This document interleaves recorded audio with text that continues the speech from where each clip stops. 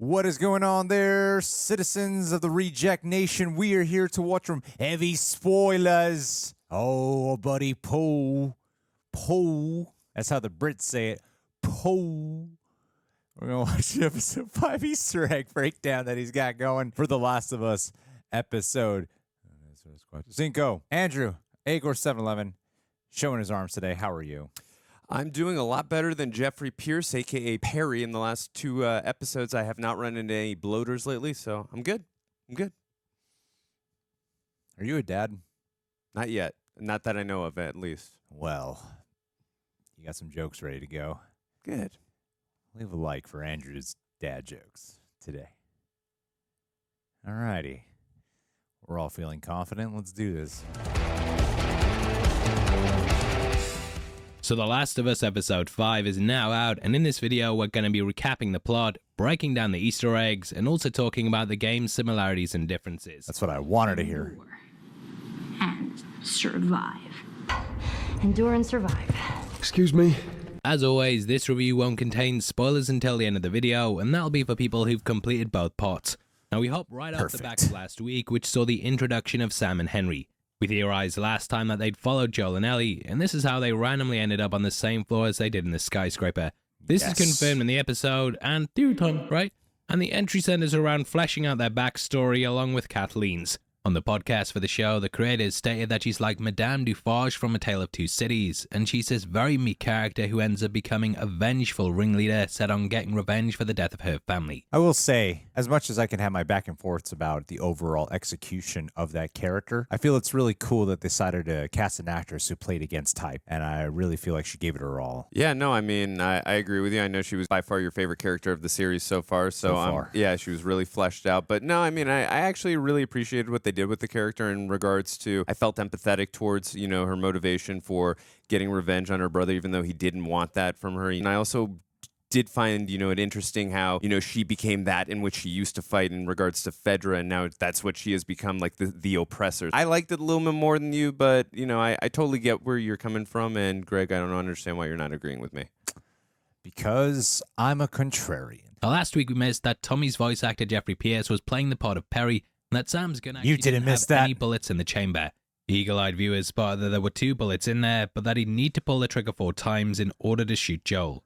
Now in the game, the pair's origin wasn't as fleshed out as it is here, in that their QZ in Hartford had been abandoned by the military, and fearing that it could cause danger for Sam, Henry let him out of there with some other survivors. They travelled into Pittsburgh searching for supplies, and this is when they were split from the group by a bunch of raiders. They'd all agreed to rendezvous at a radio tower, which is when we learn in the game that Sam was bit, and the events played out much like what we get at the end of the episode. Right. There's several nods to your journey with Sam and Henry laced throughout the entry, and we sort of get a compressed version of it with us having the office building, Ish in the sewers, the sniper section that you play through, and the infected that then swarm the area.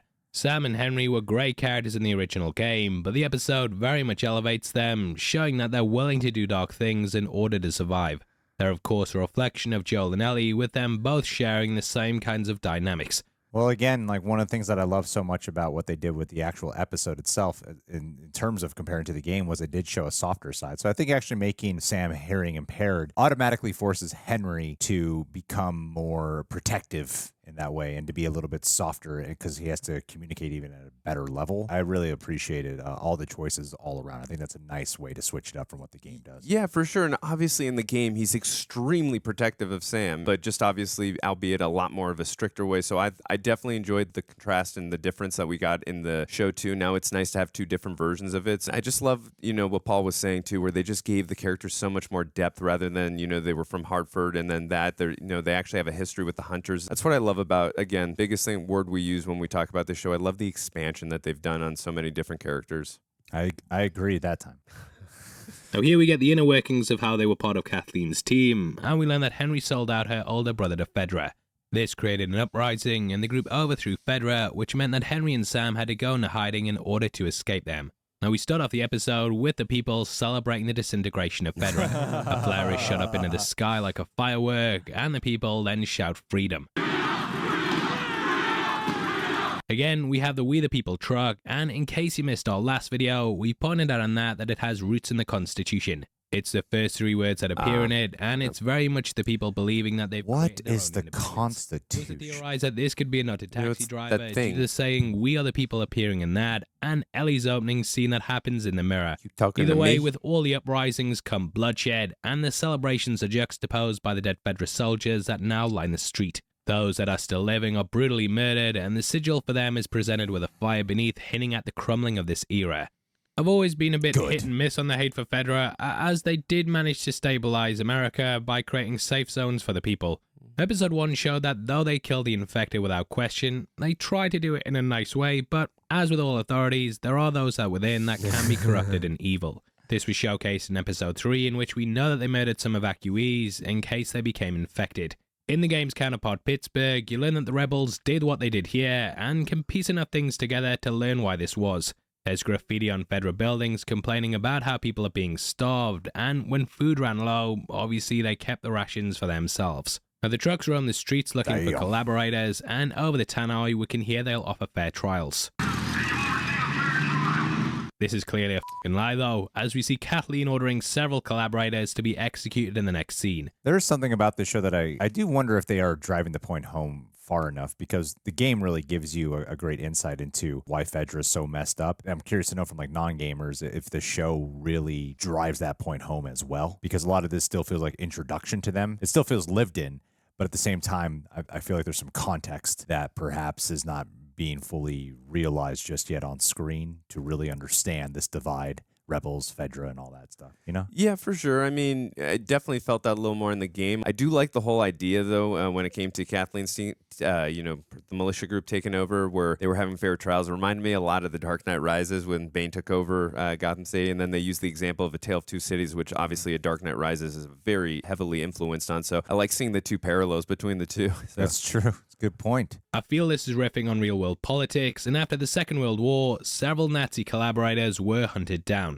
Throughout, Henry's called a rat, and Joel refuses to work with him initially because he doesn't want to associate with someone who f***ed over his own people to get a leg up with Fedra.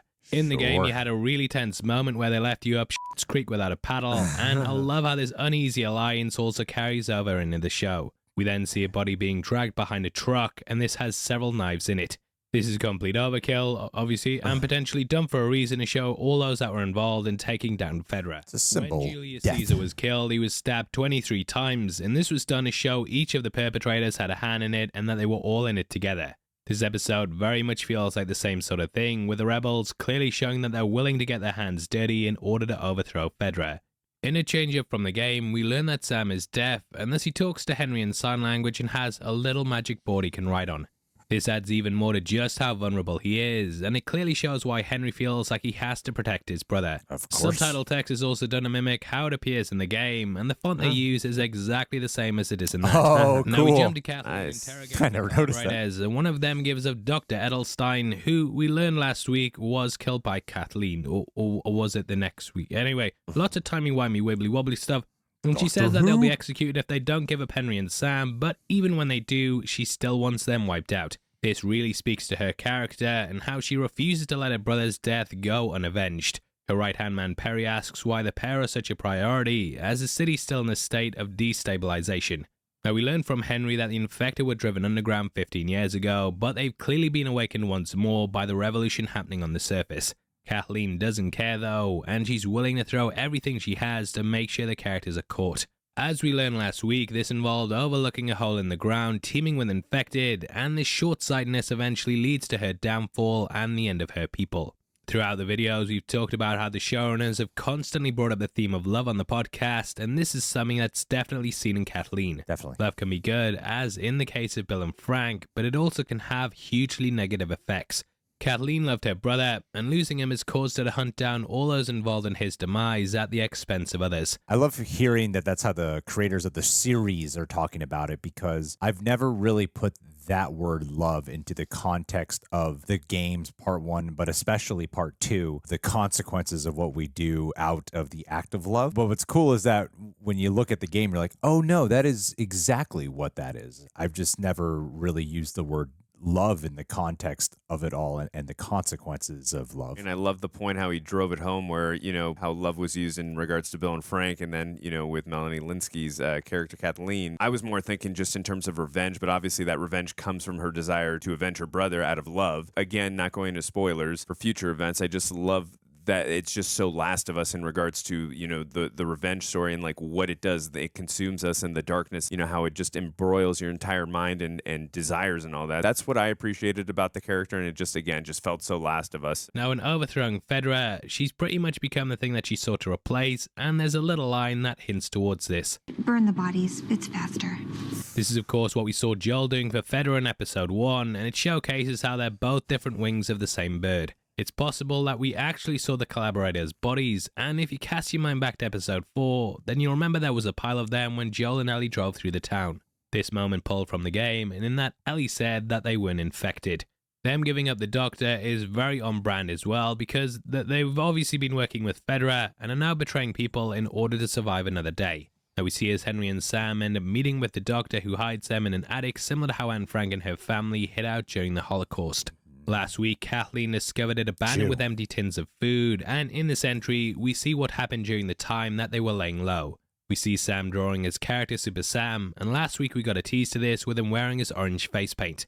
Now I think one of the running themes throughout The Last of Us is how every character's childhood has been stripped away because of the way the world is.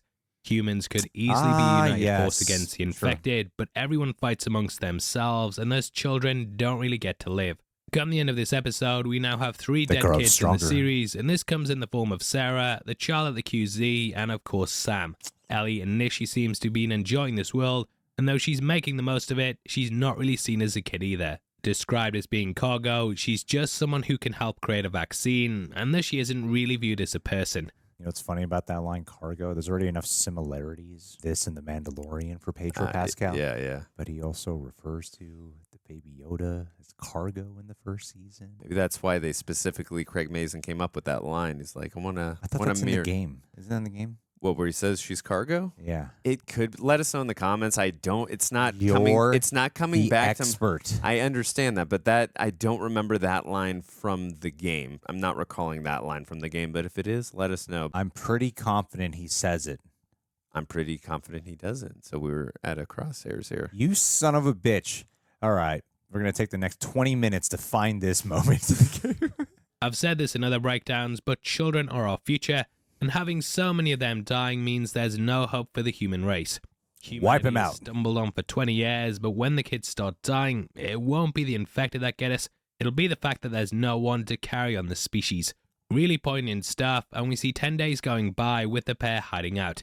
Sam had it so drilled into his head that Fedra were the enemy that even this is reflected in the artwork with the drawings looking like how the soldiers do in the game and show. In another nod to the game, we see Henry looking out the window, and off in the distance, we can catch a yellow bridge. Yep, Though this Pittsburgh. section took place in Pittsburgh, in the source material, you and the group had to make your way to a I didn't similar even one in order notice to that. get out of the town. Eventually, Joel and Ellie ended up having to jump off it, and this happened after they were chased by the run truck.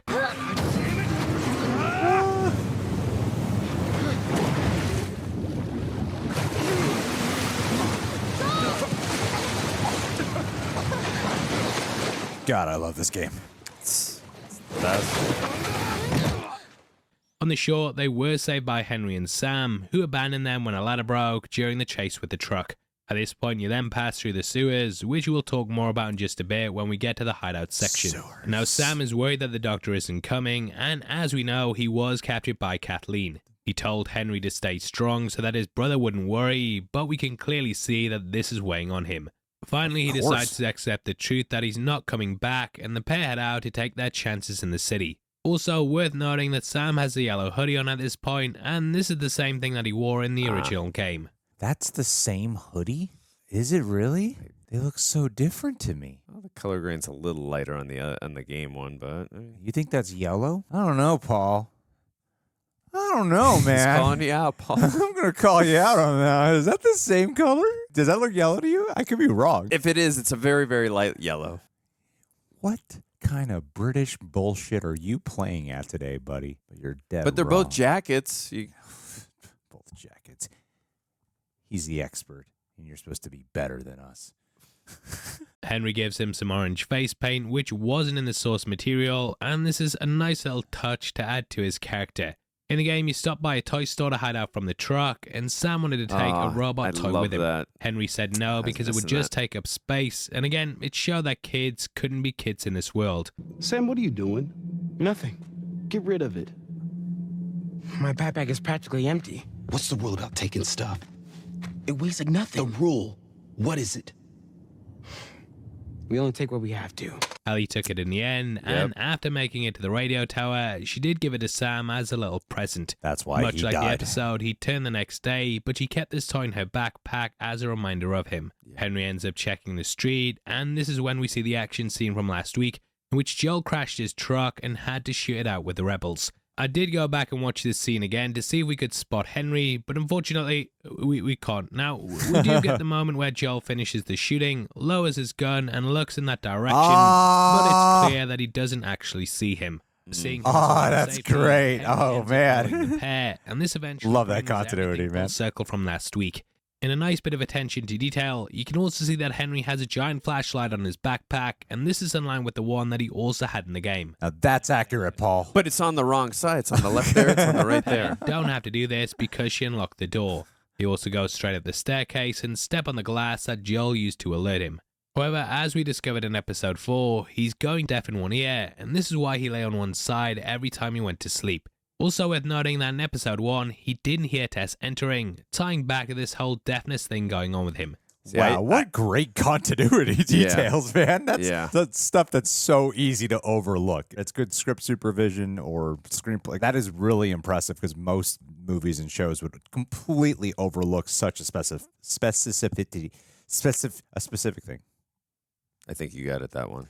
I nailed it. But I agree with you, and I mean, yes, I agree with you. I agree with you, and I think, again, because everyone knows I love to play the comparison game, but one of the other films that always just jumps to mind when, doing that kind of a scene from a different perspective is Batman v Jaws, Superman. Batman Yes, v Superman. exactly. Batman v Superman and Man of Steel, so I got a lot of flashbacks to that, and again, just really good job just showing us a different perspective while still keeping the same continuity, because that's not easy to do. So, and I appreciated them, really taking their time and doing it the right way. You should watch the movie Vantage Point. I've never seen it. Well, you get to see the same story Let us know in 12 different times. Let us know in the comments, guys, if you want me to watch that on here. The game plays things differently, and after you're chased by the run truck, you have to shimmy along a walkway, and this is when you jump through a window and are grabbed by Henry. Yep. He thinks you're a raider, but upon seeing Ellie, he realizes that you're not with them. In camps where Fedra were overthrown, they tend to either kill or outcast the kids because they just slow the others down. Where are you from? All the way from Hartford. I think Fedra makes the best decisions. I heard some bad stuff going on down there. Yeah, the military abandoned the zone. That's why we left. The place probably looks like this by now. This is a major reason why Henry ended up leaving Hartford, as he knew Sam would probably be murdered by the group that took over the military's place. Joel almost beat Henry to death, which is when Sam stepped in with a gun drawn similar to what we get here.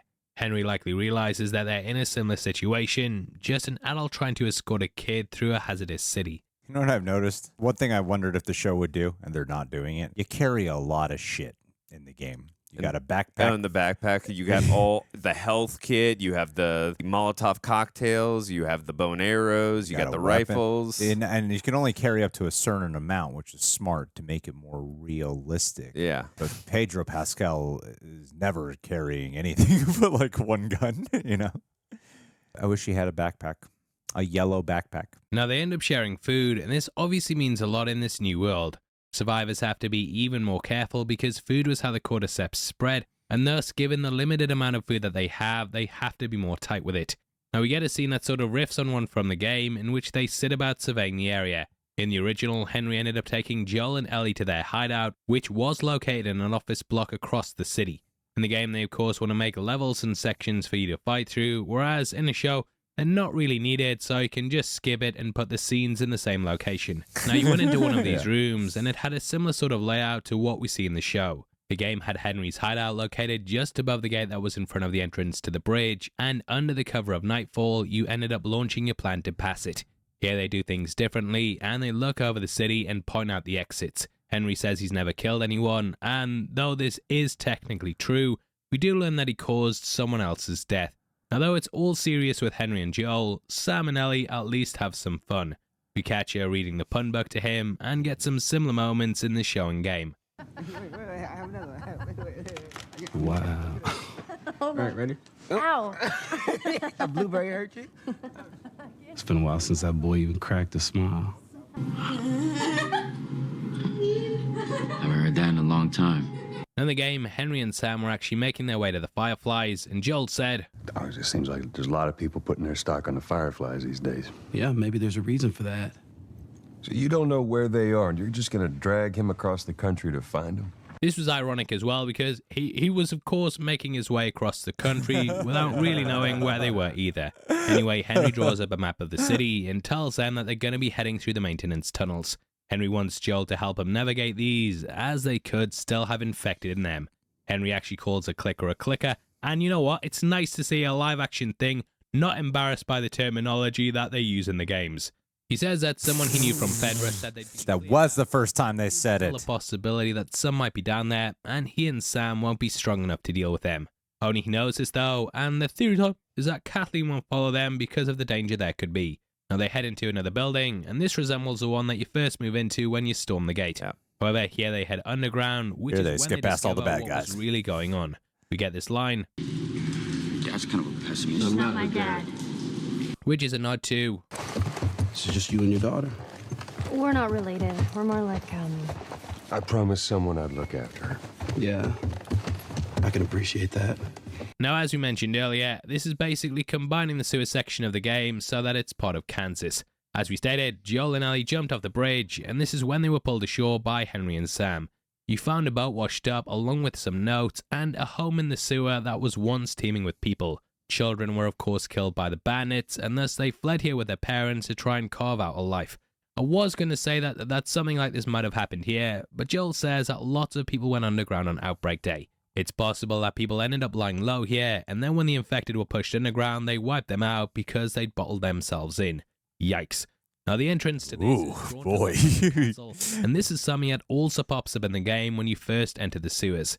Anyway, when they enter the room, there are several things here that are ripped right out of the source material. Danny-ish picture. Now against the back wall, we can see a goal drawn onto it, and there was an optional cutscene in which Ellie played football against Sam. Yes, I'm saying football again. I'm not saying soccer.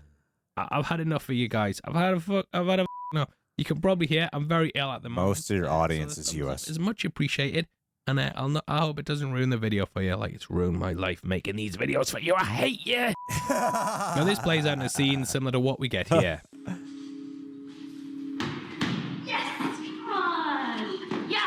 It even sounds just like the game.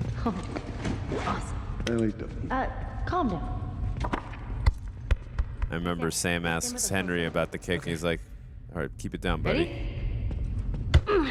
Oh, Henry, did you see that? Let's keep it down, buddy, okay? Maybe you were right about that line I missed. Closer to Sarah, because Sarah also played soccer when she was a child. Hey, I said soccer for you guys out there, you suckers. Thank you, Paul. Now we do get a little subtle gesture by Joel here, and he looks down at his watch after looking at Ellie. Now that's a great catch. Completely flew. Did you catch that? That flew over my head, to be honest. Because most, because it was so most subtle. Hollywood bullshit would do like a close up on Joel and really draw attention to it, Yeah. But that's just such a subtle way of capturing the character nuance. Yeah, for sure. And also, we got to see another moment of that right after Tess had been bitten in the museum. We see the scene straight out of the game with the plank. Yeah. We saw after Joel and Ellie had an interaction, he kind of looked at his watch, which you pointed out when that happened during our reaction. And I like to play the comparison game too, and soccer reminds me of Bend It Like Beckham. Don't you mean football? Oh, yeah. No, this reminds me of The Replacement, starring Keanu Reeves Love and that. Gene Hackman. Love that and movie. the director of Iron Man. This is something that Sarah, of course, gave him, and looking at the watch reminds him of the daughter he lost.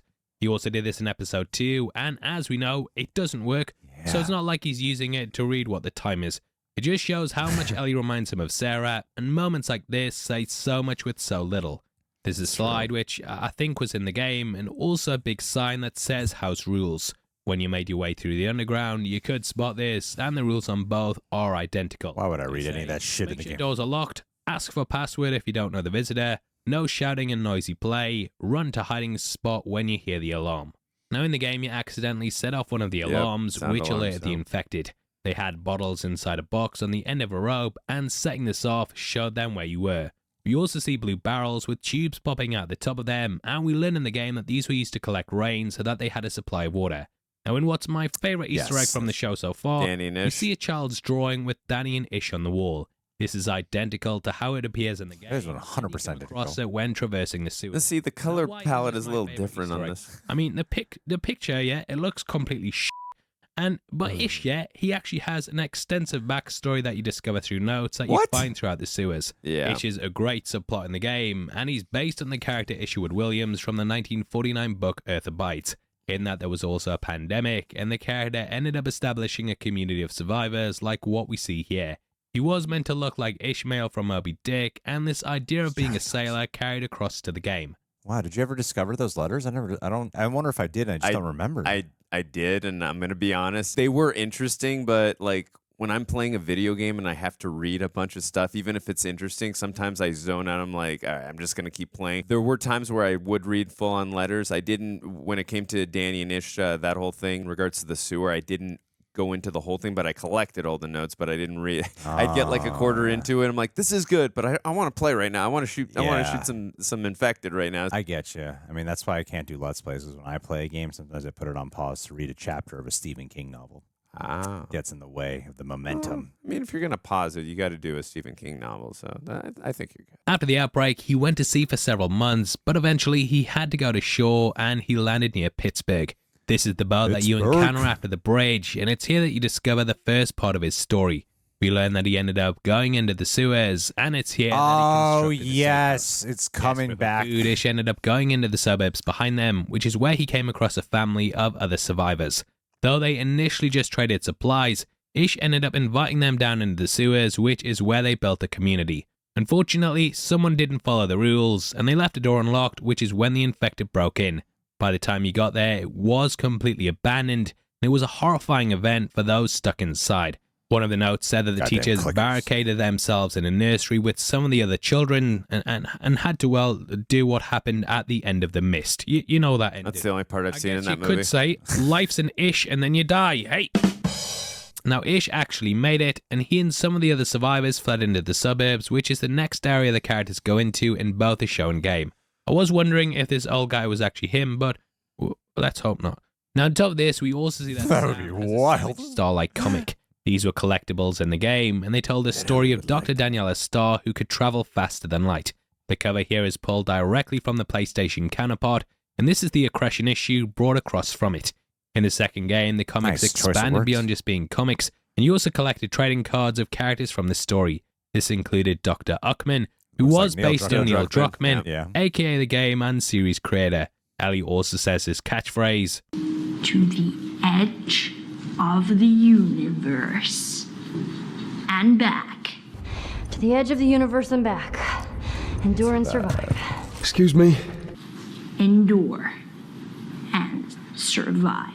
And you know, I really enjoy these moments with them just getting to be kids, as it's something that we haven't really seen that much in the show.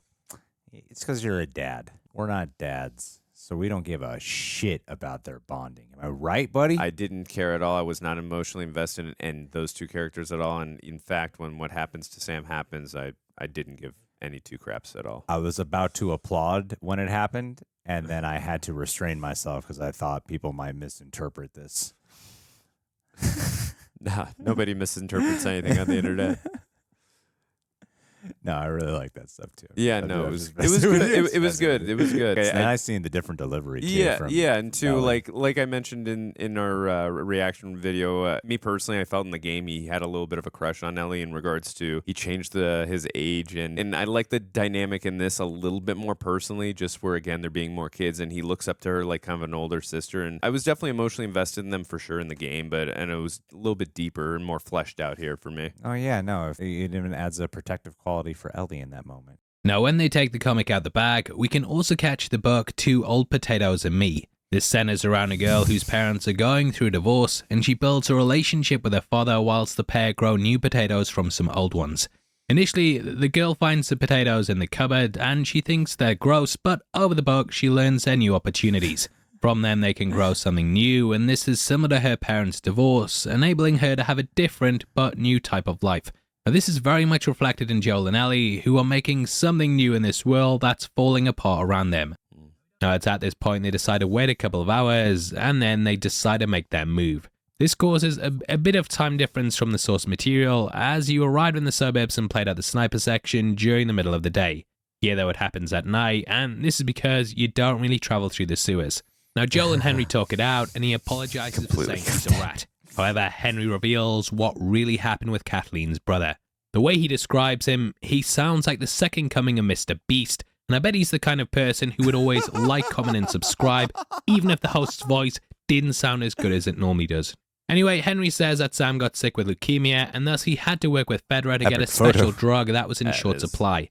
Little did Henry know, this pushed the resistance over the edge, and we ended up getting what we see in Kansas City. Henry gave up someone amazing that could have led the people into a new world for the life of someone he loved, and we'll talk later on about how this thematically repeats through the show in that super spoiler section. Jeez, I wonder where that's going to go. This is that Joel was a father, and similar to him, he'd of course do anything to protect the ones he loves. Cut to Kathleen, and we see her in the room that she grew up in with her brother.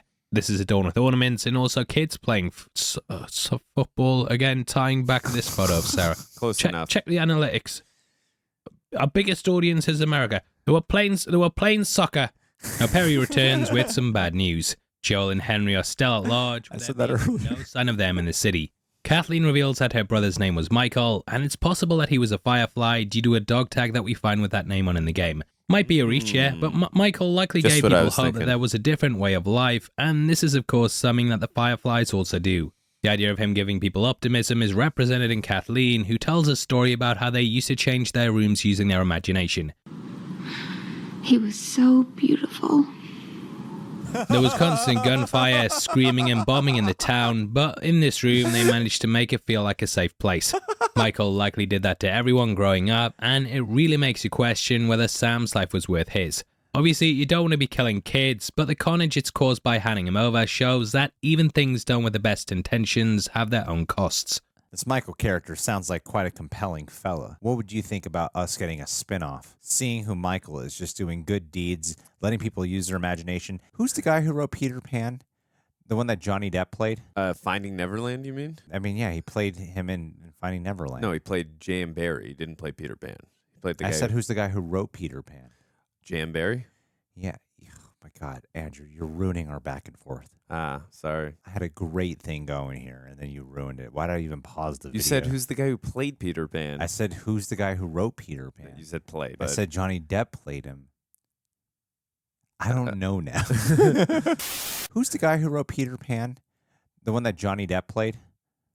Finding Neverland, you mean? But where were you going with this? I forgot. But it stays in the video now. Kathleen said she visited her brother in jail, and he told her to forgive. Last week, when talking to the doctor, she said that the room they were in could be the one Michael was tortured at, and again, because of this, she can't forgive. Now we jump back with sounds like Joel John and the Cole to Baptist. catch them making their way into a bank car park. This could be riffing on a secret location in the second game, in which you travel to Westlake Bank and got a shotgun early. Now, like the game, once you hit the main street, you're peppered by a sniper. They have the layout exactly the same, with them being at a high vantage point in a house at the end of the road. Similar to what happens here, Joel uses cars for cover, and he makes his way down to it before you take out the gunner. Get out! Fucking sniper. In a nod to Sam and Henry running off in the game, the pair make a break for it here, but they're almost shot when trying to escape.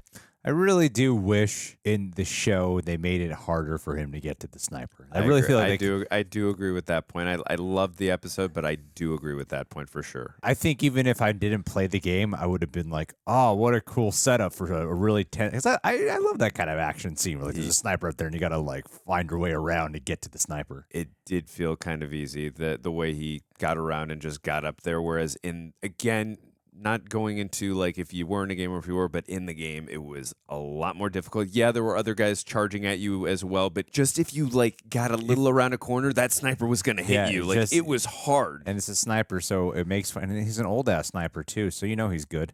He's got 200 years of experience. That sniper. The game also had raiders in houses along the street, whereas this guy is just by himself. He's much older than his game counterpart, and it explains why Joel's able to get the drop on him so easily. You also see Joel looking out to a river with a bridge on it, which is riffing on the one from the Pittsburgh chapter that you had to get to. I was also wondering whether Joel was thinking, should I make a break for it? I don't think he is, but yeah, let me know below if you had that interpretation. Now in the game, I always wondered why this guy didn't move when he saw you coming up the street. His position is clearly given away, but here we see that he's been working with Kathleen, and thus he didn't really want to vacate this spot.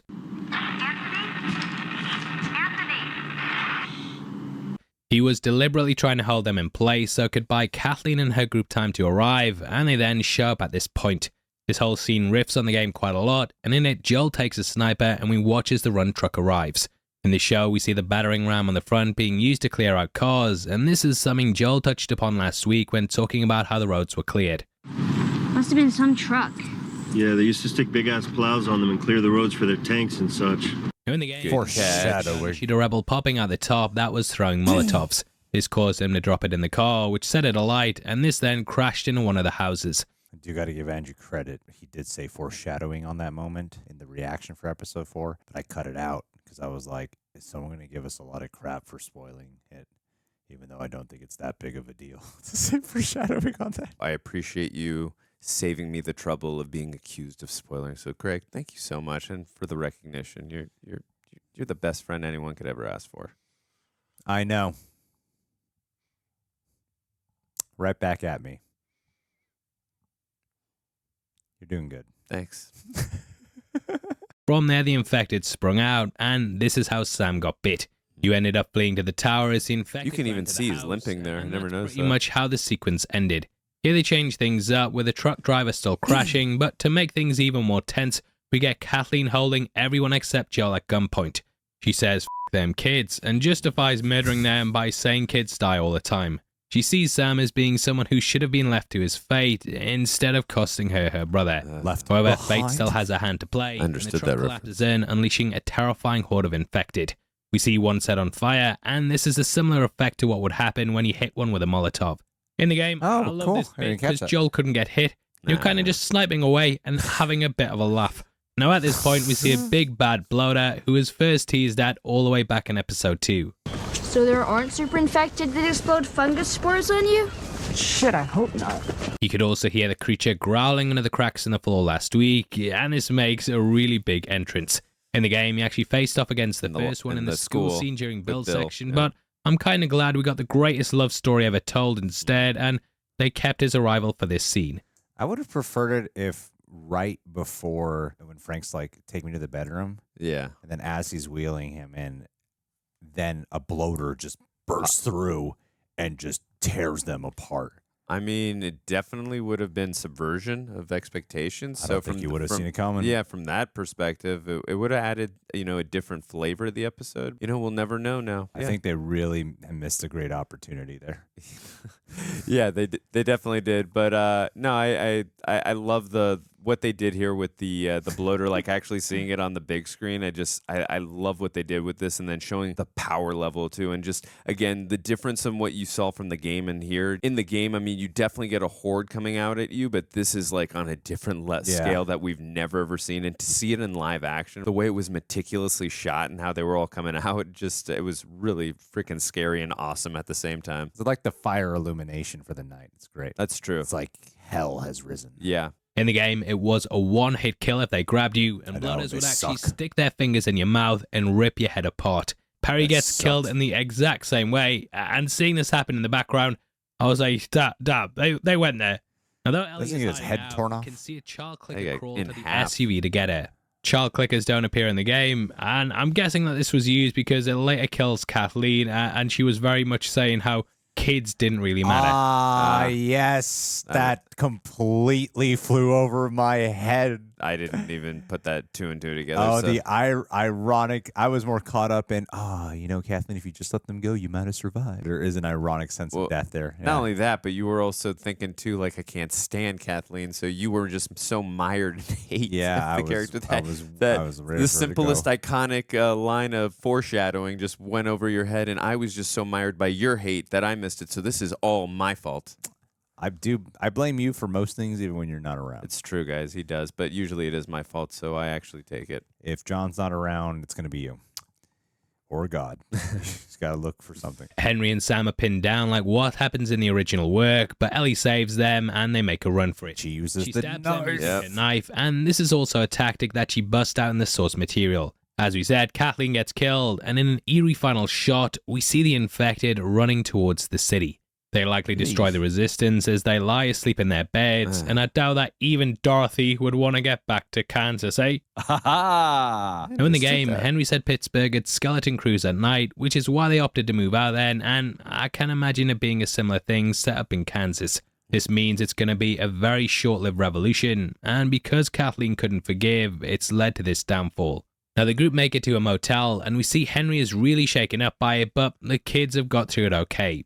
Anyway, the conversation in the game is a lot more lighthearted. I do love how the adults seem a lot more shaken up, and the kids are like, yeah, we're good. Back to our comics. Just another day, because they're used to growing up in this lifestyle where this is still something that interrupted their life. Yeah, for sure. And also, obviously, the difference here with Henry in regards to the game and this, I mean, in the game, he had killed a lot more people, and we witnessed him killing people when we're trying to escape out of Pittsburgh. Obviously, the description we get of him in the show is the only person that he's killed technically was by way of proxy. I mean, I could be wrong, did we witness Sam actually killing during that battle, or was it mostly just running away and Joel was saving them? I know Henry got a few kills in, but there was so much chaos happening, it's hard for me to remember. But obviously we saw that Ellie got a few kills, so she's kind of used to doing it. But to me, it captured the whole moment of like, I've never experienced something like this, and just like getting that shock of your first kill. So that's how I interpreted it, and that's where I thought this actor did a phenomenal job of like showing that terror of like getting through something so crazy and the adrenaline rush that comes with, killing for the first time. There is an adrenaline rush when you do it. Oh yeah, no, you've told me many times. I know, I can't stop. Don't look in Greg's backyard, guys. You can come by. It's better than keeping it inside. It starts to smell. Anyway, the conversation in the game is a lot more lighthearted, with them talking about Tommy before moving on to the group not showing up. It was Tommy's birthday. That's all he wanted to do. Harley Davidson, yeah. Rent 2 Harleys and drive cross country. Oh, man. I could die happy if I could just ride one around the block. What was it like? It was good. It was real good. Good? Can you believe this guy? Details. Come on, man. Give me details. Describe it. You know what? You two deserve a little privacy. No, Ellie. This isn't just any regular motorcycle, okay? You get on that bad boy, you feel that engine? Nothing like it. Oh, yeah? How would you know? Seen it in my dreams. Okay.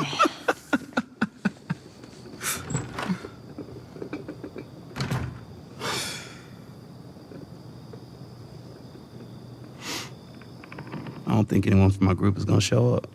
In the show, Joel invites Henry and Sam to join them on their quest to find Tommy, and this will give them a new fresh start. The game also changes things slightly, and with Sam, he was clearly wrestling with what would happen now that he'd been bit. Is everything all right? Yeah, everything's fine. Well, have a good night. How is it that you're never scared? Who says that I'm not? What are you scared of?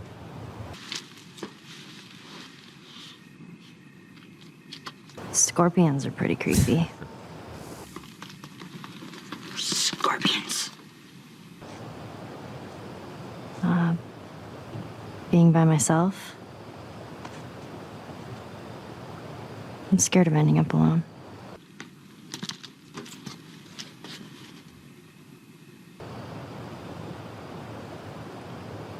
What about you?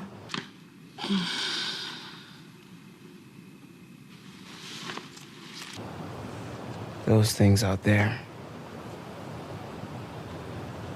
What if the people are still inside? What if they're trapped in there without any control of their body? Is it still you inside? Can't write all that.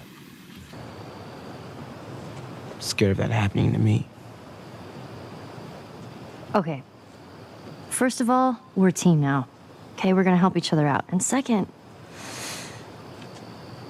they might still look like people, but that person is not in there anymore. Now in the show, Ellie and Sam said about reading comics, and he eventually asks if she's ever scared. We get a scene that riffs on the game with the answers being written down and shared between the two, whereas in that it was a conversation. Like the previous cutscene, Ellie says she's scared of being alone, and this plays into a character moment that we'll talk about in the spoiler section. Sam also asks if it's still you inside when you turn, and he then shows her his bite. This is unlike the game, as in that he keeps it to himself. However, he does pull up his trouser leg to reveal it like what we get here. Ellie shows just how naive she is because she believes her blood can cure him, and it very much plays in her believing that she is the vaccine. She sort of has a messiah complex and believes she can heal the sick, but this of course doesn't end up working out. It's very much a kind of, I don't know, kid's view of science, and it gives Ellie another cruel dose of reality in the harsh light of day. In the game, Henry, Joel and Ellie sleep in the same room, and when she went to get him up, she discovered he'd been turned. We see Sam's back first, like what we get here, but Ellie spent the entire night with him whilst it likely took over. Both the scenes play out in a similar way, and I'll drop them side by side so you can see the differences, as well as what they kept. Damn, that smells good. It does. Good morning. Where's Sam? I'll let him sleep in for once. Oh. Well, if you want him to join us, you can go wake his ass up. The one time you let him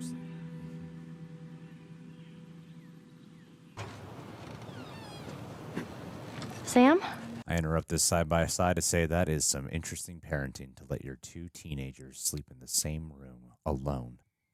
Very true. I mean, albeit one was 8 and 14, but yeah, no, it's a good point. I mean, you got to post-apocalyptic world or not, you got to have a little better parenting skills than that. Should be some boundaries. All right, some boundaries. The little things great. Sam! What the hell? Shit, he's turning!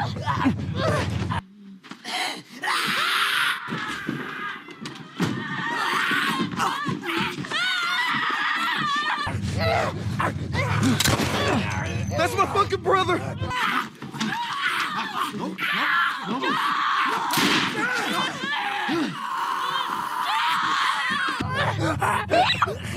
Screw it!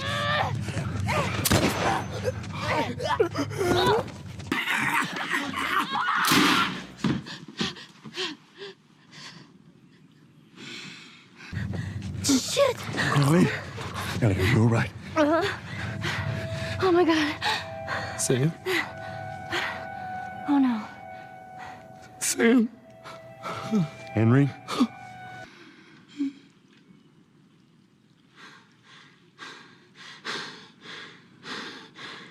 Ellie, stay there. Henry? What have you done? Easy. Henry, give me the gun.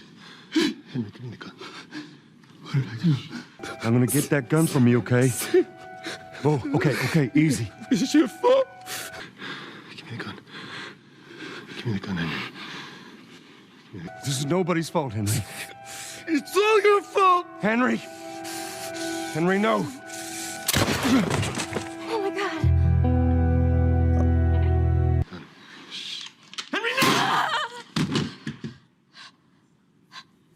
Now they both end in Sam and Henry's death, and that closes out another entry with some big characters passing away. I think every episode, like how they didn't have music in the live action. Big death in it, and the first had Sarah, Tess was in the second, Bill and Frank in 3, and now Henry and Sam.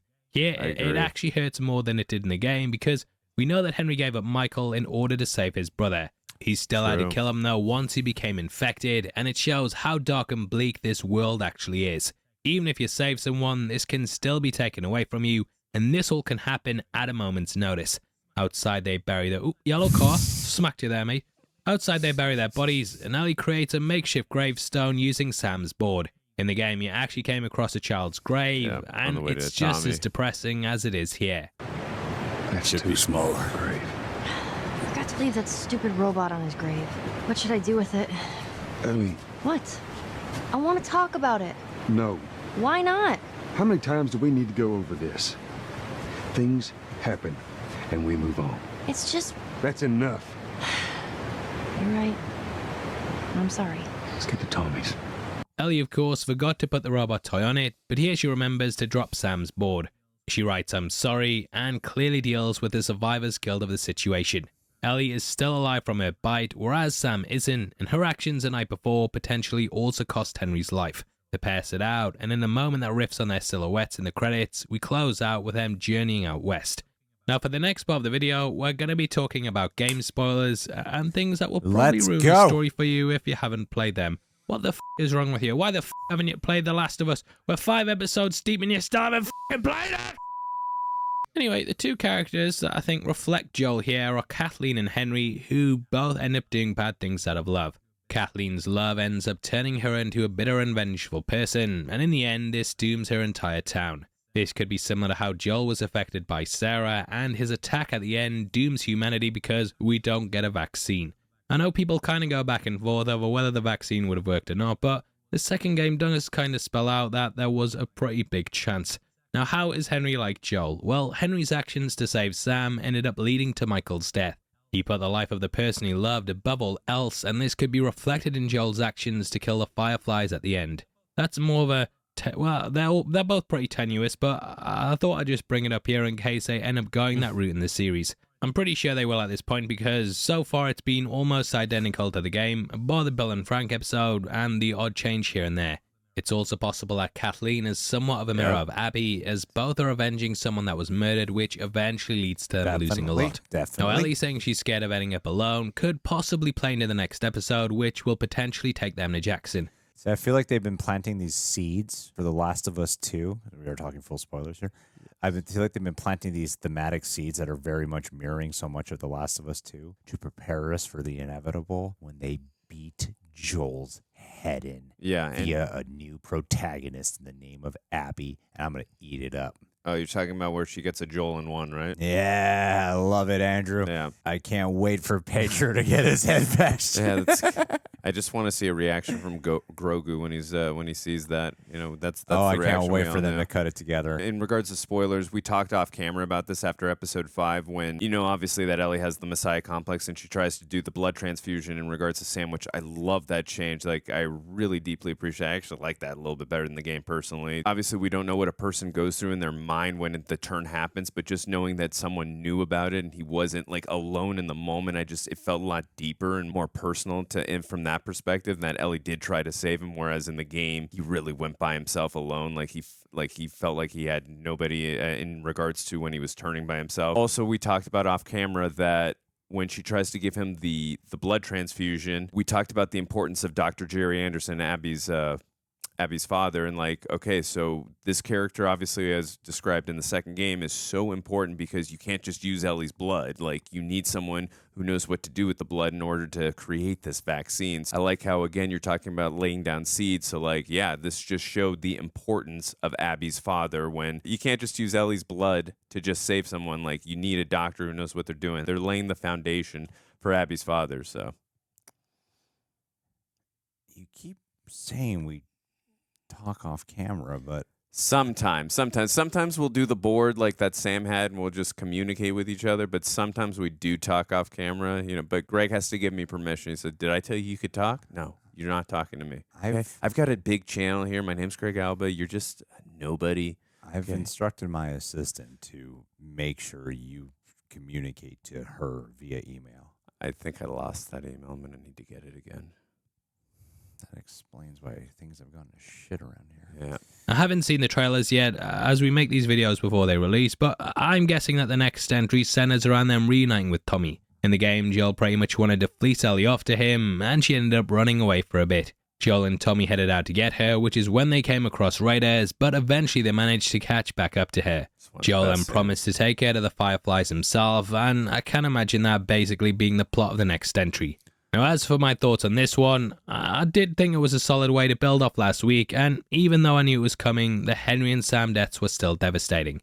Just leaves that feeling of hopelessness that The Last of Us is built upon, and you can see other characters become completely jaded and self-centered. No one's really going to look after them, so they have to look after themselves, and thus they push themselves into this one-track mind based solely on surviving.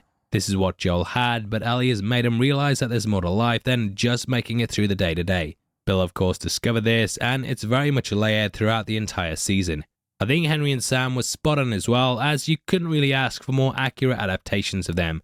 Yeah, no, Sam wasn't deaf, but he played the part of a kid trying to be a kid in the apocalypse really well, and it did provide a devastating ending that I think a lot of people are going to be shocked by. I actually found myself almost being like Joel at this point, as the guys just put Tess's death at the back of his mind and kept going, and that's what I do once they ended up dead. These characters, they have big passings, and I'm like, well, just gotta keep surviving, I guess. Can't stand around and feel for them. It really shows how well crafted that the series is, but I do have some faults with it. I kind of felt like Melanie Linsky was a bit weak, and Thank you. I don't know why anyone would really follow her. I get the whole brother dying put her in charge, but she didn't really come across someone that could command others. Just a nitpick for the episode, and yeah, if you disagree, that's fine. I disagree. Let me know below. Now, I hope you enjoyed the breakdown either way, and obviously I'd love to hear your thoughts on it, so make sure you comment below. Well, yeah, man. Good shit. Learned a lot. That's probably my favorite one you've done so far out of the breakdowns here, man. I think you did a good job. I will not message you that personally, but I will say it here on camera to look like a better human being. And also, too, I do want to add to one thing you did mention in regards to... Jesus. Sorry, I know we haven't talked in a lot in this video, but I did like the point that you made, whereas in the video game... Oh, I made a point. Okay, yeah. Let's hear it. Let's hear it. Where Henry, when he shoots himself, we hear the game music by Gustavo Santaolalla in the background, which was I still thought that music was great, but not having the music in the background in the show, it just you feel the gravity and the weight of the situation a little bit more. It's a little more gut wrenching without this. Even though the score was fantastic in the game, it's a little more gut wrenching for me, just not because again you feel the weight of the situation and how daunting what he had to go through to save his brother, and then having to do that, like I didn't even think about that in the moment. Like, oh, there's no background score where there was in the game. So, thank you for pointing that out.